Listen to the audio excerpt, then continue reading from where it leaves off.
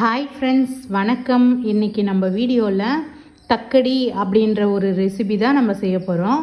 வாங்க இந்த ரெசிபி எப்படி செய்கிறதுன்னு பார்க்கலாம்.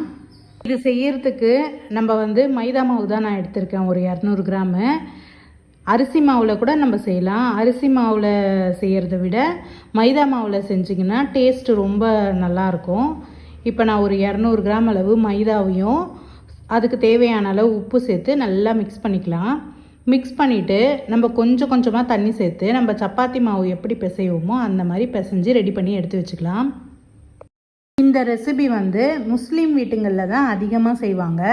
டேஸ்ட்டு வேறு லெவலில் இருக்கும். கண்டிப்பாக ஒரு தடவையாவது இதே மாதிரி செஞ்சு பார்த்துட்டு எப்படி இருந்ததுன்னு கமெண்ட்டில் சொல்லுங்கள். இப்போ நான் கையில் ஒட்டாமல் இருக்க ஒரு ஸ்பூன் அளவு எண்ணெய் விட்டு நல்லா நான் பிசைஞ்சு எடுத்துக்கிறேன். இப்போ நான் பிசைஞ்சு ரெடி பண்ணிட்டேன். இது அப்படியே இருக்கட்டும் ஒரு 10 நிமிஷம். அதுக்குள்ளே நம்ம கிரேவி ரெடி பண்ணிக்கலாம்.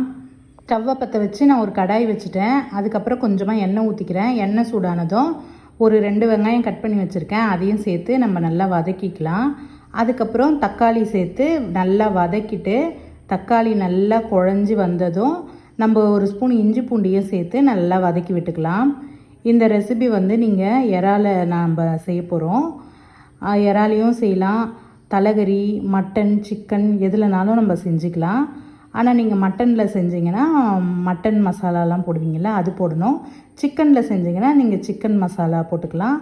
இப்போ நம்ம எறா செய்கிறதுனால நான் மிளகாத்தூள் அந்த மாதிரி நம்ம என்ன கிரேவிக்கு எறாக்கு எப்படி செய்வோமோ அந்த மசாலா போட்டு நம்ம செஞ்சுக்க வேண்டியது தான். நான் எறாவையும் போட்டுட்டு நல்லா வதக்கிட்டு நான் தேவையான அளவு உப்பு, மிளகாத்தூள், கரம் மசாலாலாம் போட்டு நல்லா வதக்கிட்டேன். இப்போ தண்ணி ஊற்றிக்கலாம். தண்ணி நம்ம கொஞ்சம் அதிகமாகவே ஊற்றணும், ஏன்னா மாவு வேகணும் இல்லையா, அதனால் கொஞ்சம் தண்ணி அதிகமாகவே ஊற்றிட்டு நல்லா இது ஒரு 5 நிமிஷம் கொதிக்கட்டும். இறாலாம் நல்லா வேகணும், அந்த மிளகாத்தூளோட ஸ்மெல்லாம் போகணும்.